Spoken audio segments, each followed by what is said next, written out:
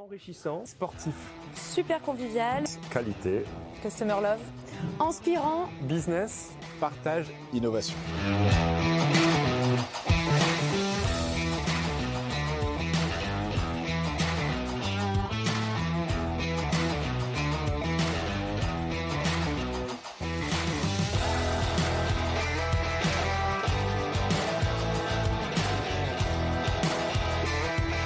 Ça y est, c'est la 10e édition des One-to-One à Monaco. Après 2 ans d'absence, nous sommes très heureux de vous retrouver pour les 10 ans de l'événement, la communauté, les experts du retail et du e-commerce. On a eu aussi beaucoup d'inspiration en atelier, en plénière. Vraiment, c'est 3 jours où on s'est régalé. Un remerciement tout particulier aux partenaires, aux fidèles, aux nouveaux qui nous ont rejoints pour cette année anniversaire, un grand cru. C'est grâce à vous. Merci beaucoup et vivement de vous retrouver en mars 2022.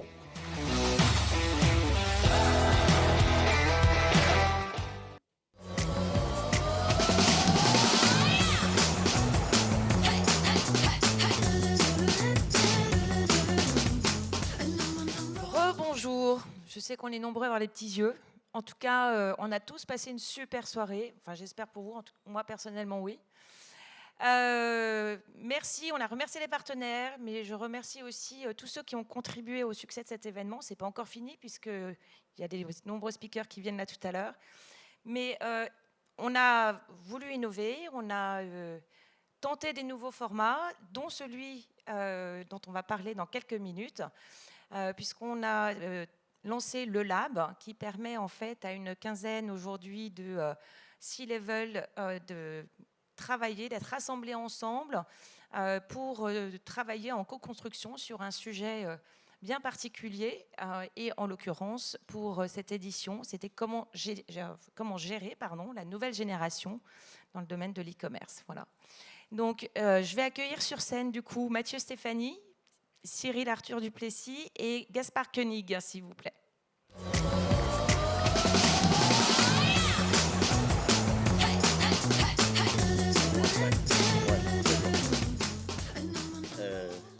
Bonjour, alors Cyril et Gaspard nous rejoindront tout à l'heure, si vous le voulez bien. C'était super, hier on a fait donc cet atelier avec une petite quinzaine de personnes et on a réfléchi donc à comment intégrer la génération Z dans le futur du e-commerce, du retail, du commerce.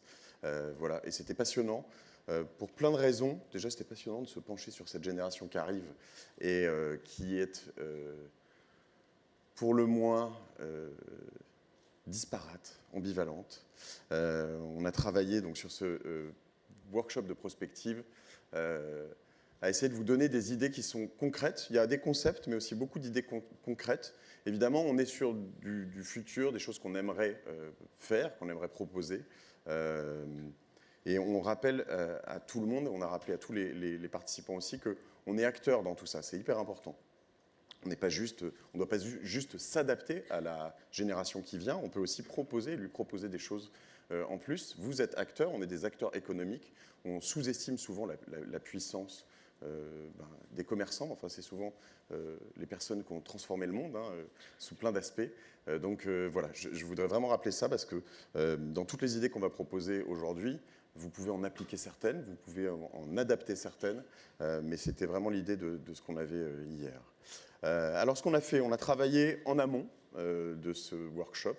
On s'est inspiré, on a Cyril qui nous a envoyé une liste assez solide d'articles du monde entier sur cette Gen Z, sur le fait qu'elle consomme plein de choses très vite, sur le fait qu'elle ne veut plus consommer du tout, qu'elle ne veut plus consommer du neuf, qu'elle est gender-free, gender-fluide ou pas du tout. Voilà, donc énormément de choses très inspirantes, très confusantes aussi. Et on a essayé de downloader un max d'informations. Ça, c'était avant de venir ici. On a accueilli Gaspard, Gaspard Koenig, donc, qui est philosophe, qui va venir tout à l'heure, qui nous a un peu ouvert les chakras et donné aussi sa version et ses idées qu'il a pu récupérer ou sortir de ses réflexions issues de ses voyages notamment. Et puis on a mis en place 3 tables différentes sur lesquelles on a travaillé assez rapidement, de manière efficace, sur 3 sujets différents. Alors, les 3 tables travaillaient sur les 3 sujets, hein, mais donc 3 fois 10 minutes sur toutes les tables. L'idée, c'était vraiment d'être de phosphorer, d'avoir plein d'idées rapides et de se dire, en fait, après tout ce travail, cette présentation de Gaspard, ces articles, d'être force de proposition sur tout ça. Et ensuite, on a mis en commun toutes ces idées qu'on va vous proposer tout de suite avec Cyril. Alors, parmi les participants, on avait beaucoup de gens très intéressants, très expérimentés, très intelligents. Voilà, vous avez la liste ici, qui viennent de différents horizons. On peut avoir autant Céline qui vient de chez Mythique, donc qui, elle, ne livre pas de produits, mais commerce aussi en ligne. On peut avoir Guillaume chez Seb, qui là va être sur d'autres typologies de problématiques. Et l'idée, c'était vraiment de se dire tous ensemble comment on peut aller de l'avant. Voilà. Pour rappel, parce que même au tout début de cette préparation, on a un peu confondu la Gen Z et les Millennials. Donc les Millennials, c'est la génération d'avant, la Gen Z. La génération Z sont les personnes qui sont nées entre 97 et 2010. Donc les plus vieux d'entre eux rentrent sur le marché du travail aujourd'hui. Ils vont avoir 25 ans, ils ont donc déjà 24 ans. Voilà. Nous, on voulait plus se pousser sur le moment où ils auront des enfants ou dans une petite dizaine d'années et se dire en fait qu'est-ce qui va se passer quand ils seront le consommateur, les couples, les foyers centraux les plus consommateurs aujourd'hui. C'est 1/3 de la population mondiale. Donc ça, bon, la valeur relative va bouger, mais la valeur absolue restera la même a priori. Ce sont des makers, c'est-à-dire que ce sont des personnes qui sont habituées à créer du contenu notamment facilement, beaucoup. Hein, la création de vidéos, typiquement, de photos, mais sur les réseaux sociaux, c'est vraiment devenu quelque chose de commun. Je crois que c'est 40% qui en produisent toutes les semaines à minima.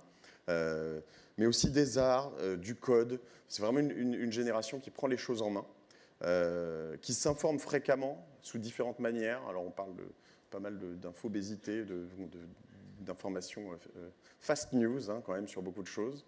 Mais pas que. On a aussi des personnes qui sont plus profondes, parce que c'est aussi une génération très contestataire et engagée.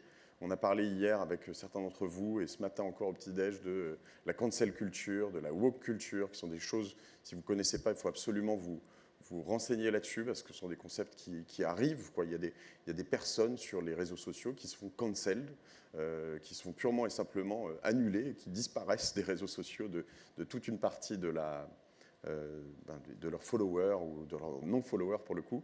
Et on se pose la question, est-ce que ça peut arriver? C'est déjà en train d'arriver à certaines marques aujourd'hui. Donc voilà, comment je m'engage, comment je communique, tout ça a des impacts. Et voilà, il faut vraiment se projeter là-dedans parce que ça nous concerne tous. Et puis, ils ont aussi une consommation paradoxale.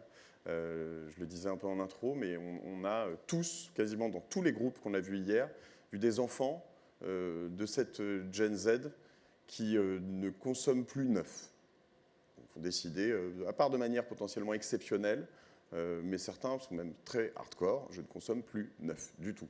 Et puis d'un autre côté, on en a qui vont consommer beaucoup, très vite, tout le temps, acheter, revendre, peu importe d'où ça vient, peu importe par qui, comment c'est produit.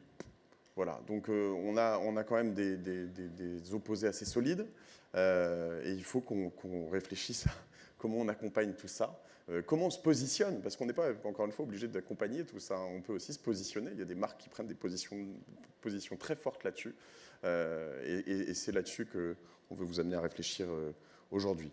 On s'est posé 3 questions. On a essayé de travailler sur 3 thématiques assez claires. Donc, les comportements d'achat, comment on accompagne tout ça, comment on travaille autour des comportements d'achat. L'interne et les RH. Donc, qu'est-ce que ça fait chez mes employés? Comment je vais les accompagner aussi? Quels sont les changements profonds dans la gestion de mon entreprise? Et les engagements RSE. Et vers quoi je vais profiler, vers quoi je vais m'orienter aussi au niveau plus de ma société, de ses valeurs, de sa philosophie et de l'avenir, pour anticiper donc l'évolution et l'arrivée de cette génération Z. Cyril, si tu veux bien, je te propose de nous rejoindre pour qu'on puisse présenter ces idées. Donc encore une fois, ce sont des idées. Vous connaissez Cyril Duplessis, Cyril Duplessis. voilà, qui anime également un podcast, les Digital Doers. Exactement. Et l'idée aujourd'hui, c'est pas d'imposer quoi que ce soit, loin de là, mais de vous proposer vraiment, je vous l'ai dit, un certain nombre d'idées sur ces 3 thématiques. L'idée, c'est de vous repartager un petit peu ce qu'on a entendu hier, sans faire une liste à l'après-vert. On a essayé de rassembler un peu tous ces insights pour que vous puissiez avoir un peu des leviers activables assez rapidement, ou du moins que ce soit un peu concret et pas uniquement théorique. C'était ça l'idée, quoi. Tout à fait. Bon, on commence par les comportements d'achat. Comportements d'achat, sans plus attendre. La première chose qu'on a pu voir qui est arrivée sur les 3 tableaux, c'est cette notion de transparence. Et on y reviendra plusieurs fois sur les différents aspects aujourd'hui. Donner l'info pour laisser le choix. Qu'est-ce que ça veut dire? Comme on est sur une population qui est totalement hétérogène, finalement, on voit par exemple quelque chose comme Yuka qui est apparu ces dernières années. Ça peut modifier les comportements d'achat, c'est-à-dire des choses sur lesquelles dont on ne se préoccupait pas ou peu. On voit finalement un voyant vert, on achète, on voit un voyant rouge, on hésite, puis de temps en temps on achète quand même. Et l'idée... Ouais, l'idée en fait, c'est de dire qu'on a une génération qui a des profils complètement différents et une même personne peut avoir un comportement d'achat différent à un moment différent. Et donc, ce n'est pas possible de le rentrer dans une case, de dire ce consommateur, il va avoir tel type de comportement d'achat.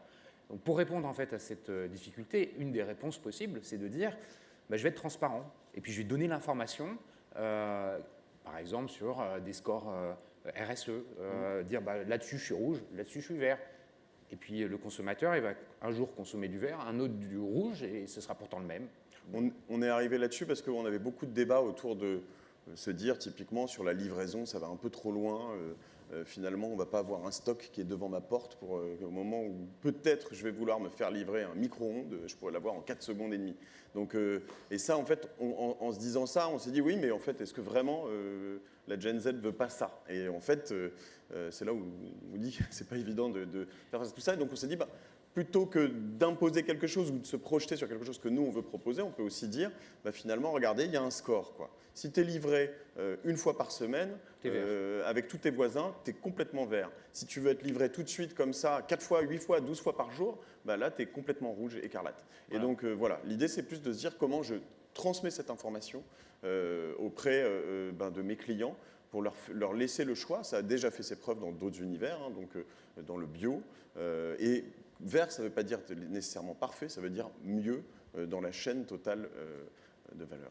Exactement. La réhumanisation de l'acte d'achat, on a parlé de pas mal de choses. Tout ça vient notamment d'une sorte d'équinoxe, d'apothéose à laquelle on est arrivé avec les confinements et le premier confinement. C'est-à-dire que petit à petit, sur ces 20 dernières années, le e-commerce est arrivé et puis on consommait un peu en boutique, un peu en ligne, un peu. Puis à un moment, on nous a dit non, il y a les boutiques, il n'y en a plus. Donc débrouille-toi, mais les boutiques, il n'y en a plus. Donc du coup, on est arrivé sur quelque chose qui était potentiellement ultra désincarné, déshumanisé.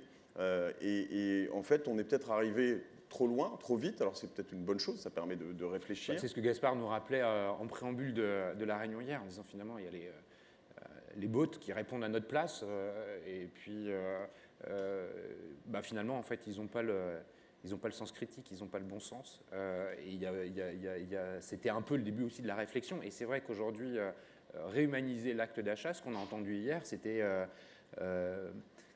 être concret dans la façon dont l'expérience d'achat se produit avec des échanges avec d'autres humains.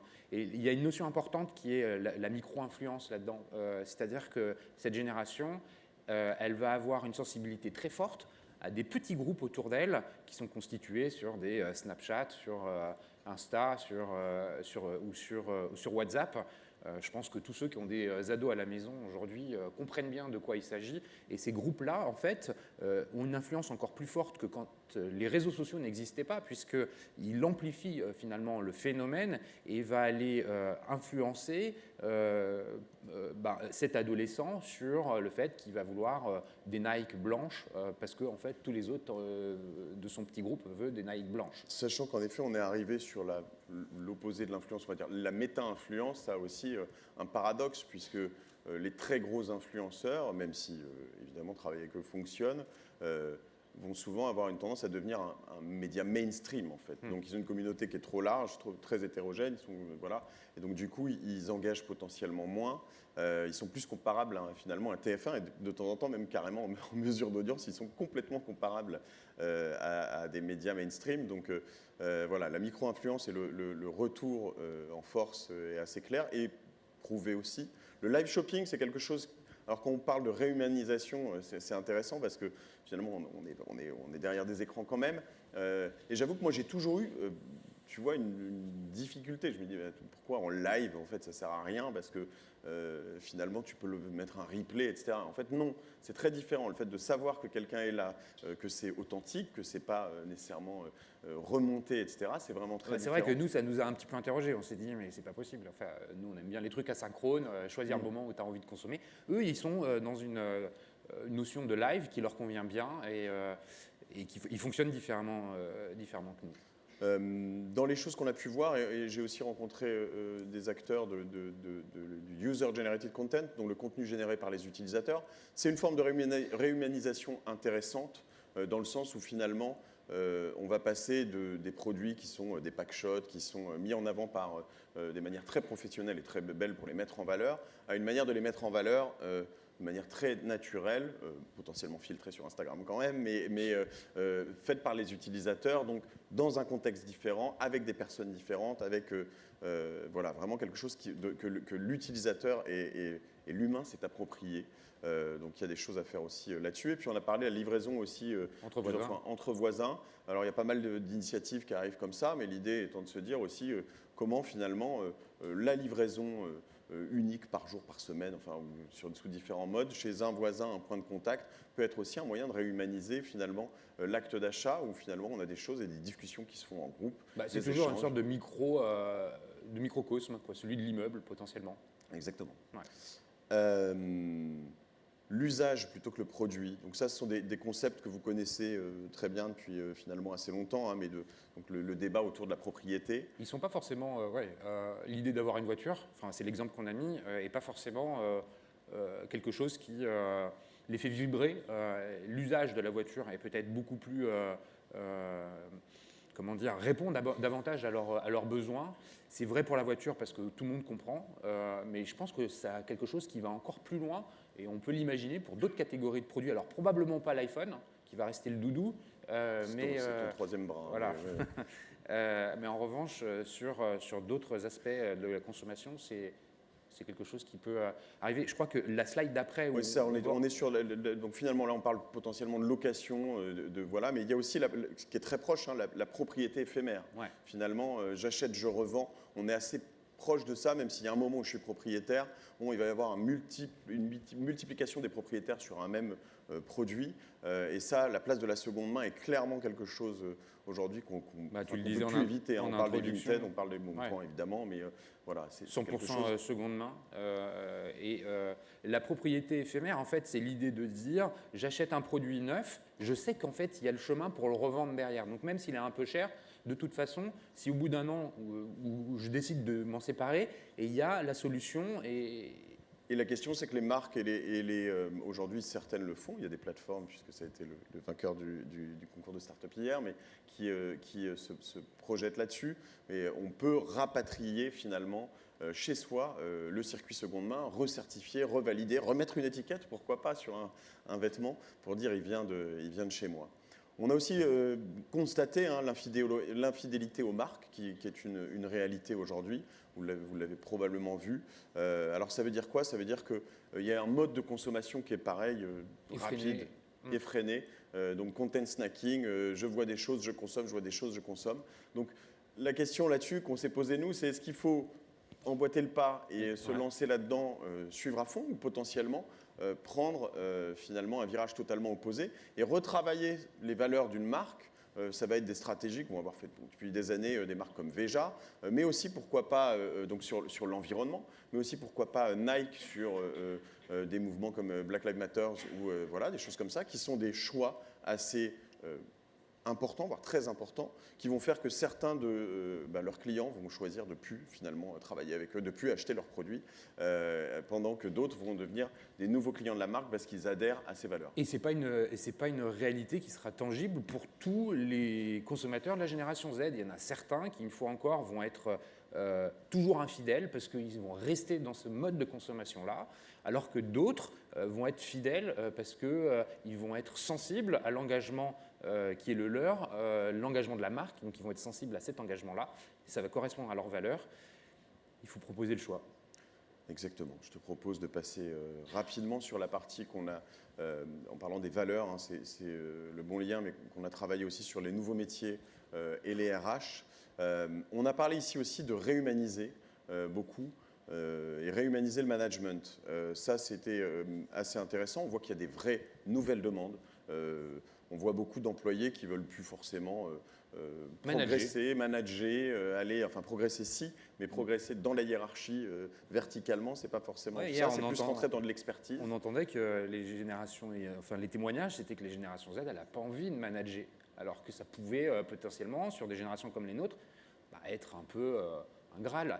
Eux, non, ils sont dans une progression qui est différente. Elle n'a même pas forcément envie d'être managée aussi, c'est ça qui est intéressant. Et on parle de potentiellement mentoring, on parle hier, il y a eu des propositions qui étaient sur par exemple un coaching systémique pour tout le monde et bienveillant, parce que le problème du coaching, c'est que finalement on peut se dire à un moment, si j'accompagne mes employés à se réaliser, ils vont peut-être se réaliser en dehors de chez moi.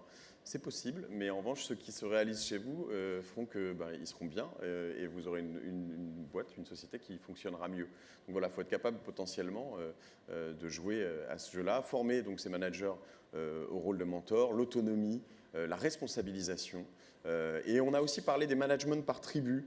Ça, c'est une notion qui était chère. Oui. On voyait que les tribus dans le monde entier, généralement, atteignaient un maximum de 70 personnes environ. Et quand on dépasse les 70 personnes, généralement, elles se scindent pour former 2 tribus. Et aujourd'hui, on voit une forme de maximum dans une équipe. Et quand on le dépasse, on ne connaît plus le nom de tous les collaborateurs, on déshumanise tout ça, finalement. Et donc, qu'est-ce qu'on fait ? On facilite le départ des personnes, puisqu'en ayant cassé le lien qui a été créé, il n'y a plus d'attachement à la société. Donc, travailler sur les tribus, ça peut être aussi une piste intéressante après avec toutes les personnes. D'ailleurs, on va le voir sur après la façon avec laquelle, puisque tous ces thèmes sont très liés, les savoir-faire, les soft skills. J'ai parlé en effet du coaching généralisé tout à l'heure et bienveillant, hein, on reste là-dessus parce que pas avec un plan machiavélique derrière pour dire à tout le monde tu es fait pour cette société, parce que ça marche moins bien. Ce qu'on a aussi retenu, c'est qu'il y avait eu des échanges autour de la revalorisation de la chose manuelle, du travail manuel, de l'artisanat. Pour ces générations-là, c'est vrai qu'à titre perso, je vois ma fille qui a 17 ans, elle est tout à fait en train de se demander est-ce qu'elle va rester 10 heures par jour devant un écran et que c'est pas possible. Donc c'est pas, ce qu'on a entendu hier, c'est que il n'y a pas le Graal du travail intellectuel derrière un écran, et qu'on peut trouver, et cette génération-là trouve aussi un épanouissement, une forme de reconnaissance dans d'autres types de travail. Le col blanc versus le col bleu, quoi. Voilà, c'est ça. Voilà l'expérience de la vie en entreprise. On voit avec tous ces confinements qu'on a pu avoir, le bureau qui a complètement changé en fait. On se pose la question de savoir est-ce que ça a un sens d'aller au bureau pour passer ta journée en conf call finalement, alors que tu peux le faire autrement. Donc ça veut dire une transformation des lieux de vie de manière assez profonde. Ouais, ça veut dire que le bureau, en fait, c'est quoi sa mission? Est-ce que ça va être, pour cette génération-là, de partager la culture d'entreprise? Est-ce que ça va être un lieu de vie ou qui est à réinventer. Peut-être que cette génération-là, elle n'a pas envie d'être tout le temps au bureau. Oui, ou le bureau doit lui apporter aussi d'autres choses. D'autres choses, tu vois. D'autres expériences. Exactement. D'ailleurs, à propos d'expérience, on a écrit plage, montagne, campagne. Tu peux m'expliquer, parce que c'est toi qui as voulu l'écrire, ce truc-là. En fait, l'idée, c'est que de plus en plus, on voit pas mal de bureaux d'entreprises qui vont réduire de 4 étages, 2000 mètres carrés leurs bureaux. Alors d'ailleurs, souvent, il y a des critiques de la part des syndicats qui vont dire « mais attends, tu vas économiser, etc. » Mais on se dit finalement, pourquoi pas transformer cette expérience et cette économie en une expérience autre. On voit l'apparition, ça commence là en ce moment, de chalets, de maisons au bord de la mer, de maisons de campagne qui vont proposer finalement à des collaborateurs de dire si tu veux aller bosser 1 semaine, 2 semaines, 1 mois. Donc tu es en train de te dire que finalement l'entreprise achète pour le compte de ses salariés un chalet ou loue un chalet à la montagne pour leur dire si tu veux aller bosser plutôt à la montagne qu'à Paris, vas-y. Ouais. Et donc, il laisse femme et enfants. Ou l'inverse, non. L'idée, c'est de venir avec ta famille. C'est pas forcément de venir sans. C'est pas c'est de proposer des solutions qui sont finalement hybrides, dans lesquelles tu vas dire à tes collaborateurs, regarde, moi je te propose des expériences différentes, je te propose de travailler sur des moments différents. Et ça, aujourd'hui, les plus jeunes en sont brillants. Nous, on ouvre des bureaux un peu partout en France et on propose à nos collaborateurs de travailler d'où ils veulent, quand ils veulent. Tu disais qu'à Bordeaux, là, tu avais ouvert un bureau avec une crèche, une piscine. Un grand jardin. Un grand jardin. Et ça leur plaît. Donc les Parisiens vont tous à Bordeaux, c'est bien. Voilà. La mobilité. La mobilité comme référence. Donc l'idée, c'est favoriser énormément la mobilité au sein de l'entreprise. Ça veut dire quoi? C'est pas qu'une mobilité géographique, même là on vient d'en parler un peu, mais aussi une mobilité de métier. Ça, on le voit chez nous aussi de plus en plus, parmi les plus jeunes qui font partie de la Gen Z d'ailleurs, qui vont passer d'un job de créa à un job de dev. Et en fait, à un moment, on se dit, attends, c'est pas pour ça que tu es venu, mais à la fin, on a un dev créa, c'est quand même génial. Et en fait, sur pas mal de choses, il y a cette volonté, plutôt que de monter et de manager, de gagner en compétences plutôt de manière horizontale. Ça, c'est hyper intéressant. Oui, je me souviens qu'on avait aussi ajouté, je ne sais pas si ça vient sur la slide d'après ou si c'est sur celle-là, mais enfin, il y avait une notion importante qui était celle de freelance, finalement. Oui, c'est ici que ça arrive. Finalement, cette jeunesse, elle a peut-être pas envie d'être salariée, elle a peut-être plus envie d'être auto-entrepreneur, freelance, puis dire je vais travailler 2 jours pour telle boîte, 2 jours pour telle autre boîte et une dernière journée pour encore une autre. Avec l'idée de dire je dépends plutôt de mes clients que d'un patron.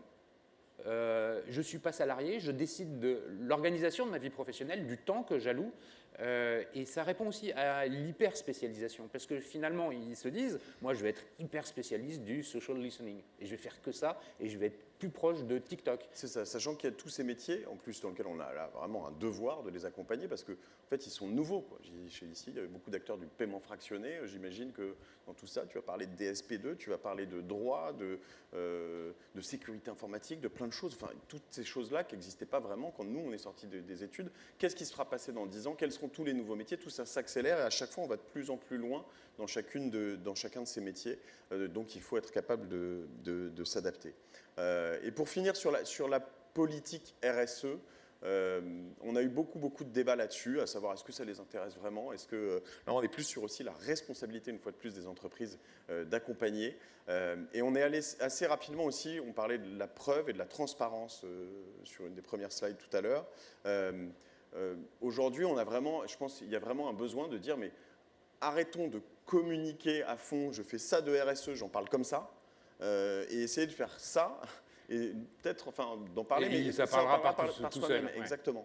Et donc, il y a des pistes comme ça, on s'est dit, mais comment je peux faire ça? Il y a de plus en plus de sociétés qui vont aller dans un respect des accords de Paris et qui vont être capables de dire, moi aujourd'hui, en 2022, 2021, je respecte les accords de Paris. Ça existe. Je crois qu'il y en a 1% des sociétés qui aujourd'hui mais c'est concret. Mais je veux dire, c'est possible. Ouais. Donc, après, on parlait de labels tout à l'heure, on pourrait pourquoi pas intégrer des labels d'inclusivité aussi. On pourrait se dire, moi je respecte telle et telle et telle et telle et telle et telle chose, faire du yucca dans tous les sens, mais non, mais voilà, on peut en tout cas envisager d'avoir un certain nombre des checklists. Alors il y a plein d'autres choses, il y a les Bicorp, il y a plein de choses sur lesquelles, en faisant attention à potentiellement pas se mettre trop de pression, quoi. On y C'est reviendra ça, juste après. Être transparent, ça veut dire quoi globalement? C'est imaginer que on va se fixer un objectif ici, alors que peut-être le marché nous attend là, mais nous on dit qu'on fixe à moitié du chemin et on va prouver qu'on tend vers cet objectif-là. Il est réaliste, il est réalisable. Ça ne veut pas dire qu'on va s'arrêter là, mais on ne va pas aller raconter une histoire qui est plus grosse que nous. C'est ce que tu disais tout à l'heure. On dit ça alors qu'on fait ça. Inverser la chose, faire un maximum, mais enfin au moins tenir ses engagements, et ça parlera pour nous. On a vu aussi, alors on proposait ça, et c'est assez intéressant parce qu'on parlait hier avec des personnes de chez Disney notamment. On a vu apparaître des métiers comme le directeur de l'innovation, le directeur du digital, directeur de pas mal de choses, qui prenaient des projets comme ça en main.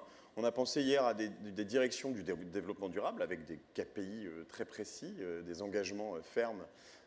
Voilà. Et chez Disney, ils nous disaient que, par exemple, ils avaient rajouté donc, chez Disney, au-delà de la magie, la sécurité, 2 engagements que j'ai oubliés, et le dernier qui est l'inclusion. Voilà, c'est le 5e pilier de Disney aujourd'hui. Ils ont une directrice mondiale de l'inclusion. C'est américain, vous allez me dire, c'est comme ça, etc. Mais c'est quand même des problématiques qui, dans la Gen Z, sont importantes et qu'il va falloir, je ne sais pas, mais que vous pourriez peut-être prendre en considération à l'avenir. Ça, c'est quelque chose d'important. Et on a parlé de cette rationalisation, finalement aussi.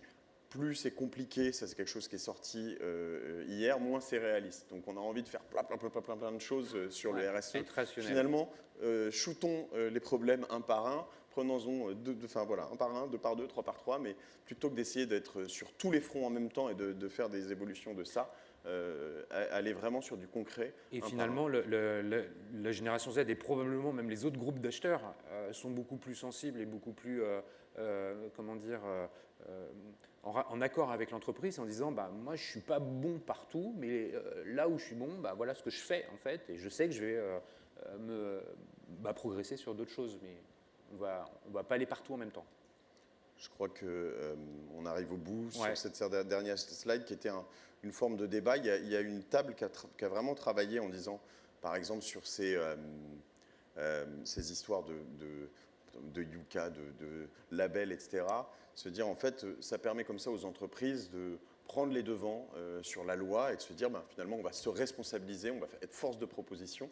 Et puis sur une autre table de réflexion, il y avait un peu le courant, je ne sais pas s'il est opposé, mais en tout cas bien différent, qui était de dire mais est-ce que ce n'est pas à l'État finalement d'inciter à tout ça? Est-ce que ce n'est pas à l'État de dire tu dois, alors ça va venir d'ailleurs, mais respecter les accords de Paris, sinon tu vas être pénalisé, tu dois sur l'inclusion, sur le RSE, etc.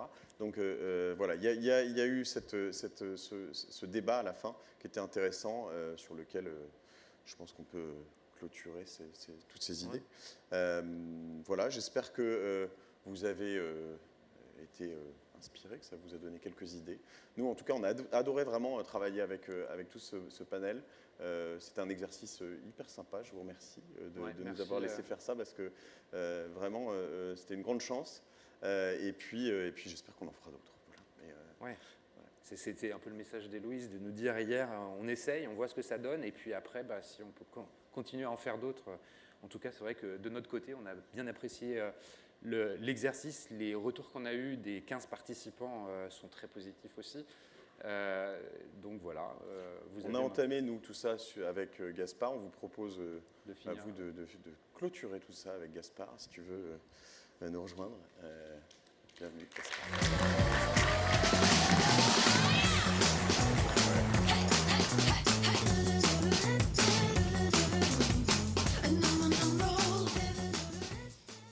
Bonsoir tout le monde. Donc moi je suis philosophe vagabond, c'est ça mon métier. C'est d'ailleurs ce que faisaient les philosophes de l'Antiquité, les Grecs, qui passaient leur temps à vagabonder dans la cité. Quand vous lisez Platon, vous voyez Socrate, ils se baladent, ils cherchent d'ailleurs l'ombre des arbres pour converser avec les gens, avec les sophistes, avec les juristes, avec les politiques, avec les commerçants.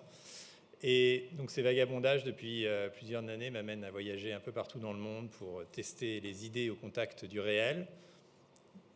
Que ce soit autour de l'intelligence artificielle en faisant véritablement le tour du monde ou à cheval en faisant le tour plus modestement d'Europe. Et donc ce vagabondage m'amène un peu par hasard à Monaco, qui est une expérience sociologique en soi dont je ressors plus riche et plein d'idées. J'avais envie de le rebaptiser Sarcelles-sur-Mer, parce que c'est HLM et crime organisé. Et je suis par ailleurs philosophe libéral, donc tout à fait à l'aise avec vous qui faites du commerce. D'ailleurs, je réfléchissais hier soir que si vous lisez un livre de Marshall Salins, qui est un anthropologue de la fin des années 70, qui s'appelle « L'économie des sociétés primitives », vous voyez comment est né le commerce. Et le commerce n'est pas né de l'échange. L'échange se satisfait parfaitement du troc, du don et du contre-don au sein d'une communauté. Le commerce naît quand on commence à échanger avec des gens qu'on ne connaît pas, qui sont trop loin ou qui sont ennemis, quand on sort de la communauté. Et au fond, c'est ce que dira 2, 3, 4 même millénaires plus tard, Hayek, quand il pose le principe de la catalaxie et qui dit l'intérêt du marché, ce n'est pas de rendre les gens riches, l'intérêt du marché, c'est de permettre à des gens qui n'ont pas les mêmes valeurs, qui n'ont pas les mêmes modes de vie, qui n'ont pas les mêmes croyances ni les mêmes opinions, de pouvoir néanmoins échanger et se rendre service mutuellement. Et vous voyez que ça pose déjà, on y reviendra à la fin, une petite tension avec l'idée de RSE, voire avec l'idée de shopping communautaire, etc. Puisque le but, justement, c'est de ne pas partager les mêmes valeurs. Et que le e-commerce prenne le relais du commerce, se mette à sa roue, en tout cas, puisque j'ai compris que c'était quand même que 10% des transactions aujourd'hui en France, me paraît quelque chose de tout à fait intéressant. Le Figital permet, par exemple, aux petites librairies de mettre elles aussi leurs services, enfin de proposer des livraisons. Et donc, pour mon cas, je suis auteur, donc Amazon me prend. Vous savez qu'Amazon touche 3 fois plus que moi sur un livre. Donc, je trouve ça, c'est une question de droit de la concurrence, c'est pas une question d'e-commerce. Et si d'autres acteurs et les petites librairies proposent des services concurrents, on voit que les lecteurs petit à petit y adhèrent. Et donc tout ça se fait assez naturellement et je dirais assez sainement. Alors le problème, c'est que j'avais, comme je fais cet exercice de tester mes idées contre le réel, le problème, c'est que souvent le réel est très embêtant et invalide mes idées. Et donc j'avais prévu de vous parler de plein de choses, mais en fait j'ai compris à la réunion d'hier sur la génération Z que ces choses étaient quand même un peu obsolètes, voire invalides. Alors je vais quand même vous dire ce que je voulais vous dire, pour vous dire après pourquoi je n'aurais pas dû vous le dire, et pour essayer de comprendre pourquoi il fallait dire autre chose. Alors, ce que je voulais vous dire, donc, c'était que mon intérêt principal dans ces questions de e-commerce, c'était lié aux utilisations des algorithmes pour faire du ciblage publicitaire et pour engendrer des systèmes de recommandation qui fluidifient ce que vous appelleriez sans doute l'expérience consommateur, où du coup les gens reçoivent, comme sur Amazon, des produits qui correspondent à leur goût et donc on leur facilite le travail. Et dans ce grand tour du monde autour de l'IA que j'ai réalisé, il m'a semblé que le principal problème posé par aujourd'hui l'utilisation de l'IA à des fins commerciales et le rapport entre l'IA et les utilisateurs est la question du libre arbitre. Et que cette question du libre arbitre n'est pas du tout insignifiante. Yuval Harari, dont je crois vous avez eu le livre, vous allez avoir le livre, c'est ça, Homo Deus, commence comme ça. Et il a tout à fait raison. En fait, la question de son livre, c'est la question du libéralisme. Il dit si véritablement je peux prévoir, anticiper et influer les comportements des gens de manière massive, du coup, il en est fini du mythe de l'individu libre et responsable, libre de ses choix. Et du coup, c'en est fini de l'économie de marché qui récompense le risque. C'en est fini de la démocratie, où le citoyen a le libre choix dans l'urne. Et c'en est fini de notre système pénal, où le criminel est réputé responsable de ses actes. Donc c'est quand même toute notre société qui est organisée là-dessus. Vous avez d'ailleurs une jurisprudence de la Cour constitutionnelle américaine qui vous dit que l'existence même du système légal américain repose sur la croyance dans le libre arbitre, free will. Et c'est quand même là-dessus que sont fondées les Lumières, la Déclaration des droits de l'homme et tout ça. Donc ce n'est pas du tout anecdotique. Et cette question un peu pratique, en fait, s'ancre, c'est ça que j'ai découvert petit à petit, dans une superstructure théorique assez puissante aujourd'hui. L'innovation, la technologie a toujours partie liée avec le consensus scientifique et intellectuel de son temps. Et aujourd'hui, que nous dit le consensus scientifique et intellectuel, en particulier aux États-Unis? Il nous dit qu'en effet, le libre arbitre n'existe pas, que l'homo economicus est un mythe et que les gens sont guidés par des principes, des impulsions qu'ils ne maîtrisent pas, mais qui peuvent être facilement identifiés. C'est tout le travail de la psychologie expérimentale de Daniel Kahneman, le travail sur les biais cognitifs, qui explique que voilà, les gens réagissent sans véritablement être conscients des raisonnements implicites qu'ils peuvent faire pour aboutir à certaines conclusions. Et ce qui est intéressant, c'est que le grand pote de Kahneman, qui est prix Nobel, c'est un autre prix Nobel, Richard Thaler, qui lui a développé la théorie du nudge, fondée sur les théories de son copain Kahneman, en disant, bon, bah, puisque les gens sont manipulables, autant les manipuler pour leur bien. Et donc, plutôt que de les contraindre, on va mettre en place toutes sortes de nudges, hein, ça va de la petite mouche dans les toilettes pour hommes, qui prouve d'ailleurs une certaine cruauté de la part du genre masculin vis-à-vis des animaux, jusqu'au nudge algorithmique quand vous recevez un petit pouce levé, un petit message et tout ça. Et puis, alors Kahneman, lui, il réserve une petite zone de liberté. Il dit, mais ça c'est le système 1 de l'homme, c'est le système qui réagit intuitivement et qui est en fait complètement biaisé et manipulable. Mais il dit, il y a un système 2 rationnel où on prend son temps, de la réflexion, etc. Mais il n'en dit pas plus. Et donc, évidemment, le nail in the coffin, c'est les neuroscientifiques comme Stanislas Dehaene, qui, eux, s'intéressent au système 2 et qui disent « mais ce système 2, c'est n'importe quoi. Bien sûr qu'il est prévisible. On peut aujourd'hui cartographier les processus de décision dans le cerveau. C'est une question de temps pour qu'on connaisse exactement quel output votre cerveau va produire en fonction de quel input. » Et il appelle d'ailleurs à témoin des expériences où, en fait, on comprend que l'individu prend une décision avant de l'avoir formulée explicitement. Et que donc nos raisonnements explicites ne sont que l'écume de ce que notre biologie nous ordonne de faire. Autrement dit, l'individu est déterminé. Étant déterminé, on sort de l'homo economicus, on sort de la doctrine néolibérale de l'école de Chicago, ce que dit explicitement Kahneman. On passe dans le monde du nudge, on va essayer de proposer aux gens ce qui est grosso modo le mieux pour eux, donc de maximiser le bien-être collectif. C'est une philosophie totalement utilitariste, totalement revendiquée d'ailleurs par la Silicon Valley. Et là-dedans, qu'est-ce qui s'effondre, qu'est-ce qui disparaît? C'est un peu le mythe peut-être de l'individu libre, capable de prendre des décisions, longuement méditées, et d'en être responsable, d'où le titre de mon livre sur le sujet, La fin de l'individu. Quelqu'un qui m'a beaucoup fait prendre conscience de ça, par exemple, s'agissant de moi-même, c'est Jaron Lanier, qui est pour moi un des meilleurs, si vous ne connaissez pas, lisez ses livres, qui sont en plus très accessibles, très bien écrits, c'est rare, meilleur expert, spécialiste, penseur en tout cas de la technologie, qui lui-même travaille chez Microsoft depuis 30 ans, qui a été un pionnier de la réalité virtuelle, donc qui parle de l'intérieur, mais qui la conteste de manière assez radicale, en expliquant que cet abandon des données qui permet de personnaliser l'offre nous met dans la main de ce qu'il appelle les serveurs sirènes, siren servers, et que les réseaux sociaux fonctionnent exactement sur cette logique-là. Donc il a écrit un petit pamphlet pourquoi il faut quitter les réseaux sociaux. Après avoir lu ce livre et rencontré Lanier, j'ai fait ce qu'il a dit, j'ai quitté Twitter et Facebook.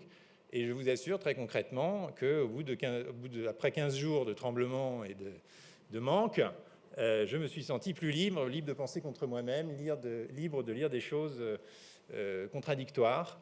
Et au fond, je pense que je n'aurais pas fait toutes ces évolutions que j'ai fait depuis si j'étais resté accroché à mon compte Twitter qui ne faisait que me confirmer mes propres biais, mes propres opinions. C'est le principe de la bulle du filtre mis en place par Eli Pariser, filter bubble, fait qu'on est constamment alimenté parce qu'on donne de la data et on est constamment alimenté en retour parce qu'on croit soi-même. Un bon exemple de ça me concernant aussi est le jour où, étant sur Google, j'ai fait une recherche, alors je crois que c'était sur le permis de conduire, qui était une obsession à l'époque, et j'ai écrit un livre sur pourquoi j'ai raté 10 fois mon permis de conduire, donc c'est spécialiste du sujet. Donc je tape ça sur Google, je tombe sur un article, premier article qui tombe, je l'ouvre, je le lis, je dis ouais, c'est vraiment très convaincant, c'est exactement ce que je pense. Je regarde le nom de l'auteur, Gaspard Koenig. Je me dis d'accord, donc maintenant Google me propose en fait comme réponse ce que j'ai déjà écrit moi-même. Donc là on est vraiment, c'est même plus la bulle du feed, je suis tout seul. en fait, dans cet espace censé être gigantesque et infini. Bon, c'est pour ça que depuis, j'utilise DuckDuckGo. Et comme vous savez, DuckDuckGo, Quant, c'est pareil, ne prend pas en compte les recherches passées. Et donc, si vous et moi, on tape quelque chose sur DuckDuckGo, on aura le même résultat. Si vous et moi, on tape quelque chose sur Google, on aura des résultats très différents, évidemment, en fonction de notre propre historique. Bon, et donc tout ça me laisse penser qu'il y a en fait deux notions qu'on confond, la personnalisation d'un côté et l'individuation de l'autre. Et en fait, quand on fait des offres personnalisées, qu'on personnalise le rapport au client, qu'on dit « Bonjour Gaspard, ceci, cela », ce qu'on fait, c'est qu'on me met dans une moyenne statistique où mes comportements sont anticipables. Et au fond, c'est une négation de mon individuation, de mon individu. Parce que qu'est-ce qui fait un individu? C'est justement sa capacité à créer la surprise, à errer, à être singulier, à être imprévisible. C'est d'ailleurs ce que décrivent des biologistes comme Simondon quand ils parlent de la formation du fœtus, du processus d'individuation. C'est un processus qui n'est pas anticipable et qui n'est pas résumable, par exemple, à un code ADN. C'est une vie qui se développe et qui, à un moment donné, prend un tour que personne ne peut prédire. Et cette personnalisation, en fait, nous met dans une tribu parce qu'elle nous fait correspondre à la moyenne statistique de nous-mêmes et des groupes qui ressemblent à ce que nous sommes. Donc, naturellement, ma conclusion de tout ce voyage, c'est que toutes ces techniques, c'est très, très bien, c'est le progrès, mais notre but, quand même, si on croit à l'individualité, donc au libre arbitre et donc à la société libérale, c'est de reprendre en main notre destin numérique, de retrouver la capacité à prendre nous-mêmes des décisions, y compris si celles-ci sont sous-optimales pour le groupe, y compris si celles-ci sont mauvaises, parce que c'est en ayant des mauvaises expériences, c'est en se trompant, c'est en faisant des erreurs qu'on progresse. C'est vrai de l'évolution biologique, comme de l'évolution sociale, comme de l'évolution architecturale, comme des évolutions personnelles. Vous savez, il y a cette fiction de quelqu'un qui travaille pour Mythique, je crois, dans la salle, il y a cette fiction de Black Mirror, où l'IA construit toutes les histoires imaginables pour vous, entre tous les comptes auxquels elle a accès, et puis voit ce qui marche pas, et finalement vous donne immédiatement votre partenaire idéal. Et comme ça, c'est facile, vous n'avez eu aucune décision à prendre, et vous avez, dans l'infinité des choix possibles, des choix amoureux possibles, ce qui vous convient le mieux. C'est complètement la logique d'Harari.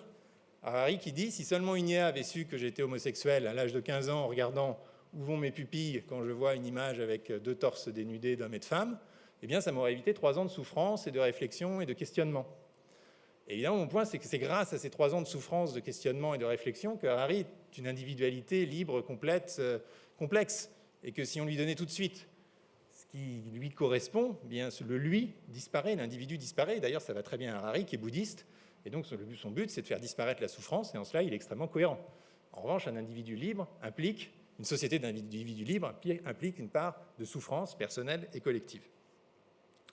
Bon, donc j'en étais là, et j'ai proposé des solutions, notamment la propriété des données personnelles. Donc vous voyez que ça aurait un impact immédiat sur votre propre business, parce que si on passe d'une question de droit de la personne à une question de droit patrimonial s'agissant des données, c'est-à-dire les données sont des biens, ça veut dire que je peux les contrôler au sein d'une sorte de smart wallet.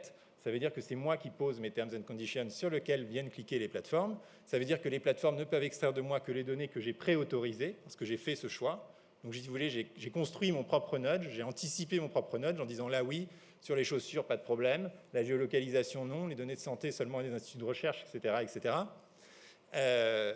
Et puis avec un flux monétaire associé, parce que qui dit propriété dit échange et transaction, ça veut dire qu'on peut faire la différence entre la valeur que vous fournissez en données et la valeur que le service vous fournit. On peut dire que, je crois que Facebook, c'est à peu près 15. La valeur de Facebook, pricée par le marché, c'est $15 par personne et par an. Bon, bah, si vous fournissez plus à Facebook parce que vous postez 15 photos par jour et que c'est des photos qui informent beaucoup, qui donnent beaucoup de data sur l'environnement, bah, vous êtes rémunéré. Ou alors, à l'inverse, vous pouvez accéder à Facebook en restant parfaitement anonyme, et à ce moment-là, c'est vous qui payez. Enfin, voilà, tout est possible, donc ça devient contractuel. Bon, voilà. Et alors, donc, c'est ça, c'est ce que je voulais vous dire. Et puis, après, j'en tirerai d'autres conclusions, mais je vais m'arrêter là, puisque on m'a expliqué hier que tout ça, c'était une pensée de vieux. Alors, rassurez-vous, j'étais plutôt flatté, parce que moi, mon but, ça a toujours été d'être vieux, pour pouvoir d'abord porter des chapeaux Borsalino sans que c'est l'air ridicule, pour pouvoir refuser d'aller en boîte sans passer pour un peine à jouir. Donc, vraiment, ça ne me dérange pas du tout. En revanche, on m'a dit, donc voilà, c'est une pensée de vieux. Pourquoi? Parce que la génération Z, le libre arbitre, elle s'en fout. Les datas, elle s'en fout, ça lui va très bien, c'est transparent, etc. Donc tout ce que tu dis, en fait, ça l'intéresse pas. Elle veut être nudgée, puis elle veut être dans une tribu. Alors donc on m'a décrit la génération Z en des termes très appétissants. Donc d'abord, elle est schizophrène, dit-on, puisque ses comportements d'achat sont complètement à l'opposé de ses revendications morales. Elle est totalement addicte aux réseaux sociaux, elle fait du snapping, du shopping, du short shopping. Elle est infidèle, volatile, et elle fait du shopping communautaire. Donc vous voyez qu'en termes de tribalité, là, c'est vraiment, j'ai tout. Ça coche toutes les cases de ce que justement je redoutais. Donc c'est la fin de l'individu, effectivement, et voilà. Et donc j'ai aussi revenu à mon charmant hôtel de Paris, là, en exerçant mes quelques mots de russe, en me demandant, c'est quand même bizarre. Et je me suis dit, mais attends un peu là. La génération Z, on a bien dit en introduction, ça va jusqu'en 2010. Donc les gens dont on parle sont pour la moitié d'entre eux des mineurs. Les gens de 2010, c'est ma fille, elle a 10 ans. Et donc qu'est-ce qu'on est en train de faire? On est en train de dire quels sont les comportements de la génération Z pour s'adapter à la génération Z. Mais attendez, mais c'est pas comme ça que ça marche. On a raté là une petite marche. Et la petite marche, c'est que jusqu'à présent, c'est la responsabilité des adultes d'éduquer les enfants, y compris les enfants de 10 ans, et de ne pas tellement regarder ce qu'ils font sur TikTok, etc., pour s'adapter à leur comportement, mais plutôt d'essayer de les éduquer, de les instruire, pour qu'ils soient plus tard libres et aussi autonomes que possible, y compris sur les réseaux sociaux. Et c'est dans cet esprit, d'ailleurs, que j'ai écrit récemment une chronique qui a beaucoup tourné, je vous le dis, parce que je vois à peu près les étiages, et puis il y en a qui tout d'un coup explosent, parce qu'on palpe un air du temps, et que tout d'un coup on explicite quelque chose que les gens pensaient un peu inconsciemment. Et cette chronique, c'était il faut interdire les réseaux sociaux aux moins de 16 ans. Alors, évidemment, c'est la première fois que je propose une interdiction en 6 ans, et c'est là que je reçois plein d'appels du gouvernement, du CSA, en disant quelle bonne idée, on va le faire. Donc, bon, ça prouve effectivement un peu quand même notre mauvaise tendance à l'interdiction dès qu'il y a un problème, et je suis le premier à la dénoncer. Mais enfin, ce que je voulais dire était quand même, je ne sais pas si c'est la bonne mesure, si vous voulez, mais ce que je voulais dire était quand même un peu sérieux. Ce que je voulais dire, c'était que si on considère que ces réseaux sociaux, ces TikTok et tout ça, ça rend nos enfants addicts, parce que maintenant c'est quand même assez bien montré par les neuroscientifiques, Michel Desmurger en a écrit La fabrique du crétin digital, ça les rend addicts, c'est-à-dire c'est des phénomènes, c'est de la drogue, ça provoque les mêmes choses que la drogue. Et ce n'est pas parce que vous êtes libéral que vous laissez la drogue en accès libre, voire gratuite, là, en l'occurrence, à la sortie du lycée. Donc, si on considère que c'est une drogue, on réfléchit quand même. Et peut-être on la modère, précisément pour pouvoir former le cerveau de nos enfants. Moi, je suis parfaitement favorable à la légalisation du cannabis. En revanche, je suis également favorable, une fois que ce cannabis sera légalisé, à l'interdire, au moins de 18 ans ou de 21 ans d'ailleurs, parce qu'on sait qu'il a des effets sur la formation du cerveau, et que surtout, c'est un âge où, dans notre système de droit, on n'est pas autonome de décision. Notre système fonctionne sur l'idée, certes un peu arbitraire, mais qu'à 18 ans, on devient autonome, mais qu'avant, on est formé par ses parents et par la société pour devenir un individu libre.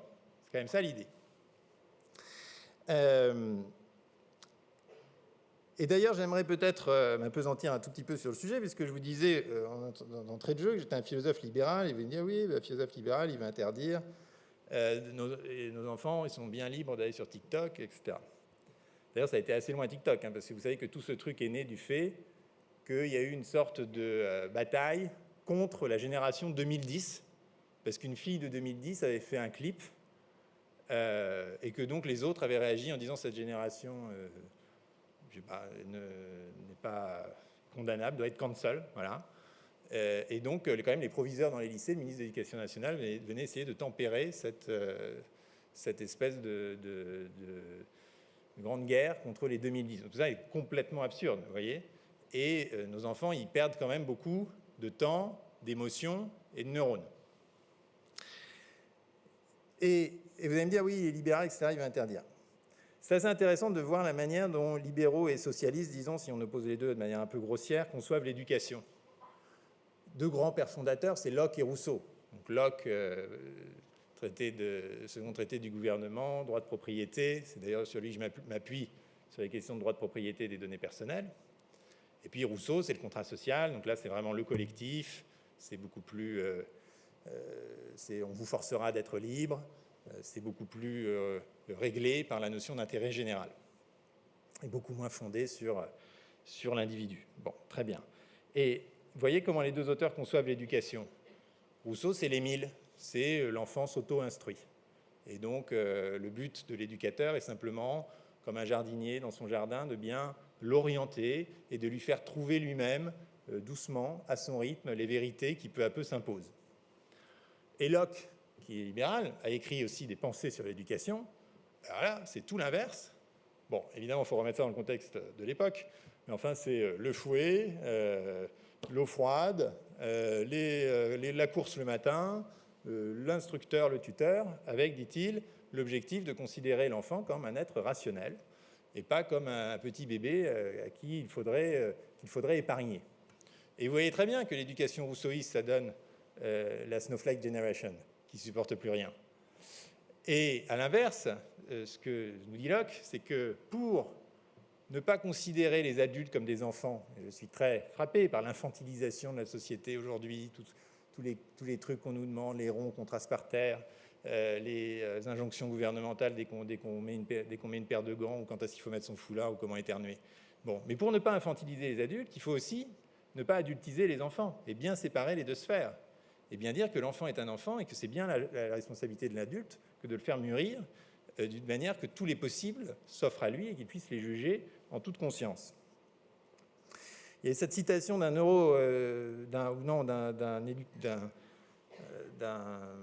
psychologue pour enfants, dont je n'ai jamais retrouvé la source, je ne sais même plus si elle est valide ou si je l'ai rêvée, mais qui disait, si vous voulez que vos enfants soient fascistes, éduquez-les comme des libéraux, si vous voulez qu'ils soient libéraux, éduquez-les comme des fascistes. Et je trouve ça assez juste, et d'ailleurs j'ai retrouvé cette attitude dans tous mes interlocuteurs de la Silicon Valley, de la tech en Chine, de la tech en Israël, au Danemark, tout le monde. À chaque fois que je faisais un entretien, j'en ai interrogé plus de 120, à chaque fois que je faisais un entretien, je finissais en demandant comment éduquez-vous vos enfants, par rapport aux écrans et tout ça. Tous avaient des politiques mettaient en place à la maison des politiques extrêmement restrictives. Le plus illustre d'entre eux étant Steve Jobs, qui interdisait, comme vous le savez, l'iPad chez lui. Et donc les mêmes personnes qui vont de TED Talk en TED Talk en disant « Tech will save the world », quand il s'agit de leurs propres enfants, sont soudain davantage prudents. Ce qui introduit une inégalité cognitive énorme, parce qu'en fait, vous avez un rapport du Haut Conseil à la santé aujourd'hui en France qui montre que, évidemment, ça paraît logique, et c'est le cas en pratique, les enfants des classes éduquées, et donc globalement les plus privilégiés, ont un accès assez restreint aux écrans. Je ne sais pas comment vous éduquez vos enfants, mais probablement, voilà, il y a des méthodes, alors plus ou moins intrusives, plus ou moins autoritaires. Moi, mes enfants n'ont pas de smartphone. Et je les ai tellement, d'ailleurs, j'aurais tellement lavé le cerveau qu'ils considèrent que c'est un objet diabolique et qu'ils ne veulent pas l'approcher à moins de 2 mètres. Et d'ailleurs, ma fille a même, pour me prendre à mon propre piège, acheté une cage à portable, ça existe, avec ses économies. Et le vendredi soir, elle met nos portables dans la cage. Et quand ça sonne le samedi, je dis, je dois prendre, c'est France Inter, je dois le prendre. Elle dit non. Je dis, mais où est la clé? Je ne te dirai pas. Donc on n'a plus droit au téléphone à la maison. Ça s'est inversé. Et je ne sais plus de quoi je parlais. Bon, enfin voilà, vous voyez l'idée. Et, oui, non, mais l'idée, c'est que donc c'est une inégalité cognitive qui se crée.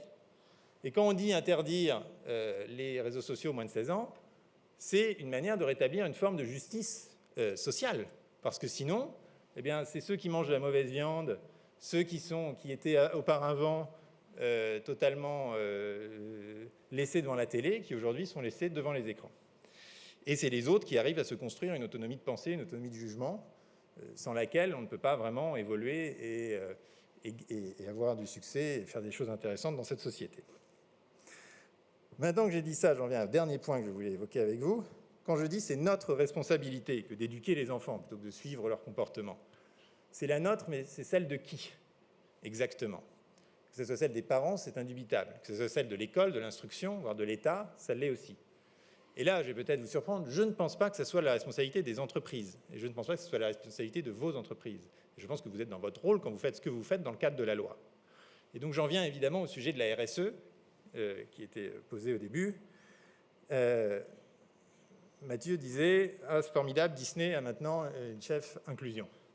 Oui, c'est pour ça que Disney censure La Belle au Bois dormant, parce que La Belle au Bois dormant serait sexiste et ferait laisser penser aux violences des hommes sur les femmes, etc. C'est-à-dire qu'elle censure le propre contenu créatif, au nom d'une morale qui dépasse largement le cadre de la loi actuelle, parce qu'aux États-Unis, Blanche-Neige est légale, je vous rassure, et en France aussi.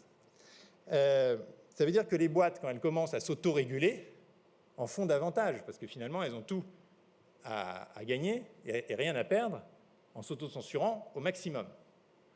Pour les producteurs de contenu comme moi, c'est complètement désastreux. On a voulu faire un documentaire avec Netflix, ça s'est passé pour d'autres raisons. Et Netflix, maintenant, nous présente sa charte interne. Quand on est créateur, c'est précisément qu'on va être contre la morale ambiante. Enfin, c'est même, d'ailleurs, la définition du créateur. Il est un petit peu marginal par rapport à la moyenne morale de sa société, dans toutes les époques. Il essaye de prendre des tangentes. Eh bien non, la charte de Netflix, c'est qu'il faut respecter l'inclusion, la gender ceci, etc. Tout ça, qui sont d'ailleurs en soi des bonnes choses. Mais évidemment, on peut avoir envie de faire différemment, de faire autrement, de provoquer, et tout ça n'est plus possible. Donc, il n'y aura peut-être même plus d'espace pour s'exprimer pour les créateurs. Vous savez que les plateformes de streaming ont commencé à, par exemple, évidemment, elles sont contre le sexisme dans leur charte. Alors elles se disent, ah bah tiens, est-ce que je vais garder Eminem? Vous enlevez Eminem du streaming, sérieux? Mais c'est ce qui est en train de se passer. Ils l'ont remis, Eminem. Voilà. Donc, sur la liberté d'expression, c'est très grave. Et c'est pour ça que Zuckerberg demande à être régulé. Vous savez, il a mis en place une espèce de commission neutre de Cour suprême pour évaluer les litiges liés à la liberté d'expression sur Facebook. Et il a fait comme il peut, comme il a pu. Il a mis quelques juristes, quelques anthropologues, quelques philosophes, sociologues, etc. Mais ce n'est pas à lui de faire ça, vous le savez bien. La jurisprudence sur la liberté d'expression, qui est peut-être le principe le plus fondamental des sociétés libres, ça fait 2 siècles qu'elle est travaillée par la Cour suprême américaine. C'est le premier amendement de la Constitution. Ce n'est pas à Facebook de le réinventer avec une Cour suprême avec 20 personnes. Et Zuckerberg, il le sait très bien, puisqu'il a écrit il y a 1 an ou 2 une lettre étonnante disant « Régulez-moi, parce que ce n'est pas à moi, à ma compagnie privée, d'apporter la réponse à ces questions. C'est à vous, régulateurs, gouvernement, de me donner des consignes claires et à moi de m'y tenir, parce que je vous rappelle que le cadre de l'état de droit, c'est que tout ce qui n'est pas interdit est permis, et c'est à ça qu'il faut s'en tenir. » Et comme l'État ne le fait pas ou mal, parce qu'il ne comprend pas les problèmes technologiques, parce qu'il n'a pas le courage de mettre en place, s'agissant du social, bon là je vous dis mes propres avis, mais un revenu universel, s'agissant de l'écologique, un vrai prix du carbone, etc., il dit aux entreprises, bah, faites-le. C'est à vous de réguler la liberté d'expression, à vous de vous occuper de la société, à vous de vous occuper de l'environnement. Mais les entreprises n'ont pas les moyens intellectuels pour le faire. Les trucs d'environnement sont pleins d'effets systémiques. C'est extrêmement compliqué de comprendre combien de carbone vous coûtez ou produisez. Ça ne peut être fait que de manière beaucoup plus experte. Et pour le coup, là je le défendrai, au niveau d'un gouvernement. Donc on vous demande à vous de le faire parce que l'État finalement vous délègue sa responsabilité de puissance publique. Et vous n'en avez pas les compétences et lui se défausse. Et du coup ne se sent plus obligé de proposer les politiques idoines.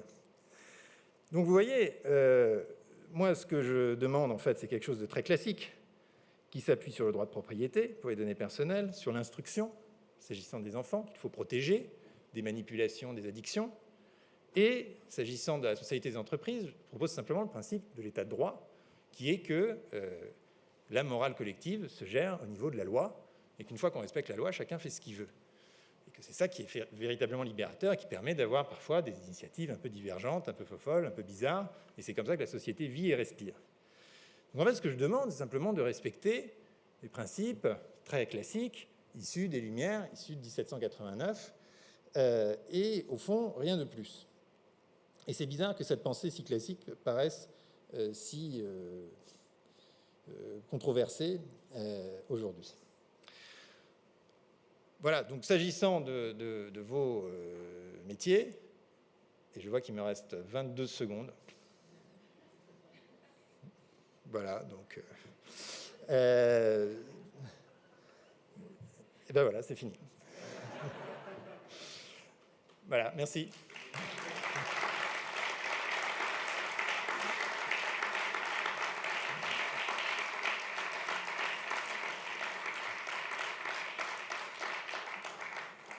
Je crois qu'on peut prendre des questions si vous avez... Voilà, madame.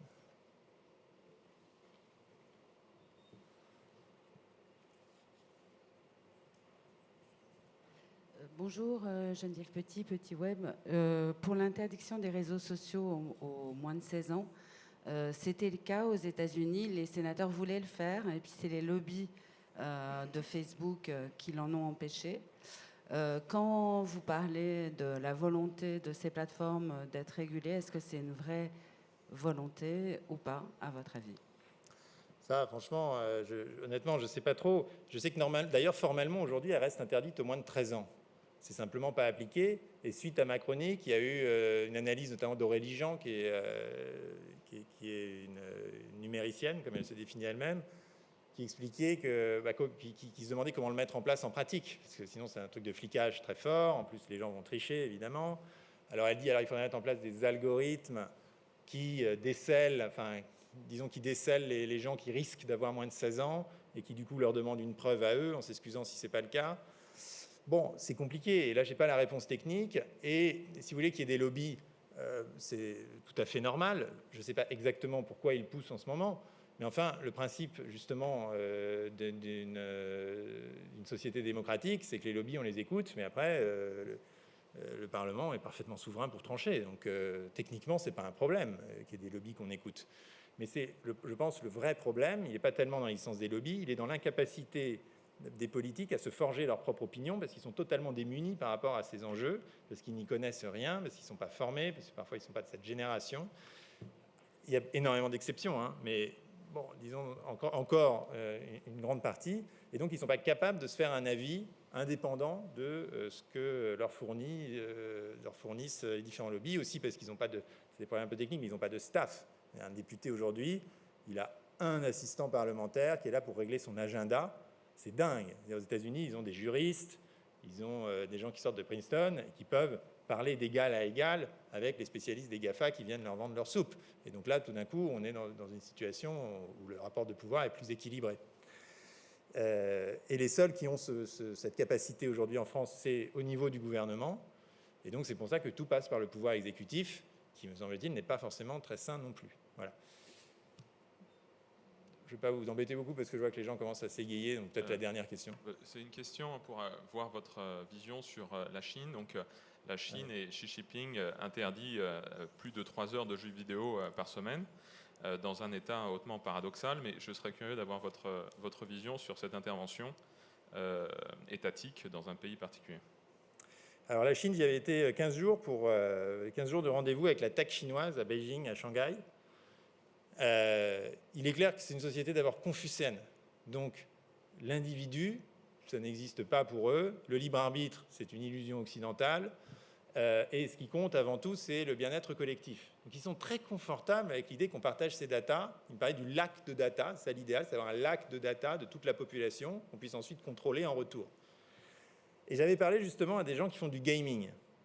J'avais parlé sur la côte ouest des États-Unis et en Chine. Alors c'était passionnant parce que donc ils faisaient à peu près la même chose. Et sur la côte ouest, ils m'expliquaient que le gaming c'était pour save the world, parce que ça développe des nouvelles opportunities, parce que les gens peuvent se parler, parce que cognitivement, les gens qui n'osent pas peuvent, c'est très intéressant, ils forment des raisonnements logiques et tout ça. Qui m'expliquait que c'était pour le bien qu'ils le faisaient. Et son homologue en Chine m'a dit le gaming, ça permet de rendre les gens addicts pour qu'ils soient mieux contrôlés par le Parti communiste. J'ai dit voilà, au moins quelqu'un d'honnête. Et c'est ça que j'ai beaucoup apprécié dans mon voyage en Chine, c'est que les gens étaient beaucoup plus cash sur ce qu'ils faisaient et sur leurs ambitions purement mercantiles. Donc, la société chinoise est confortable avec l'idée que les gens soient nudgés, manipulés dans tous les sens. Vous savez bien que quand vous jaywalk, donc quand vous marchez en dehors du passage clouté à Shanghai, vous avez votre photo qui s'affiche sur un écran géant, shaming, et vous recevez directement une amende par texto. Et donc, effectivement, j'ai vu ces trucs notamment à Hangzhou, là, le City Brain, où vous voyez toute la ville et vous pouvez zoomer, vous avez les noms des gens avec la reconnaissance faciale et tout. Donc, ils sont très confortables avec ça. Maintenant, il y avait déjà à l'époque, du côté des officiels chinois que j'ai pu rencontrer, une petite méfiance, non pas vis-à-vis du système de manipulation en général, mais vis-à-vis de l'indépendance que commençaient à prendre les grands groupes technologiques vis-à-vis du pouvoir. Et c'est ça qui les inquiète. Et à mon avis, c'est plus une manière de reprendre le contrôle sur les groupes eux-mêmes qu'une manière de protéger leur population, parce que ça me semble pourtant aller plutôt quand même dans leur sens et dans leur logique.